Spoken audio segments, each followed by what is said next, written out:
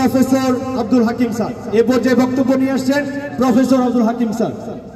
সরকারি আশেক মাহমুদ কলেজের ছাত্র ছাত্রী কর্তৃক সমাবেশ,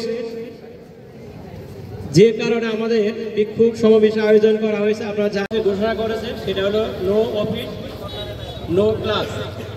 তার সাথে একত্র রাষ্ট্র আমাদের প্যালেস্টাইনি ভাই বোনদের উপর নিরস্ত্র ভাই বোনদের মানব নাই বা মানুষ শূন্য করে ফেলা হয়েছে এবং বসতি বাড়ি যেটা সেটাও এখনো পুরো চিহ্ন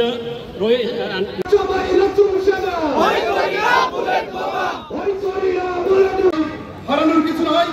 আমরা জানি মুসলমান হিসেবে আমরা বিশ্বাস করি তারা মৃত্যুর সঙ্গে সঙ্গে তারা বেহেশতের জন্য আপনার মেহমান হয়ে যাচ্ছেন, কিন্তু এই লজ্জা সমস্ত বিশ্বের মুসলমান হিসেবে যারা আমরা বেঁচে আছি, যারা মুসলমান হিসেবে আমাদের দাবি করি, আমরা সেই ইসরায়েলের কাজ আমাদের নতুন করে চিন্তা করতে হবে।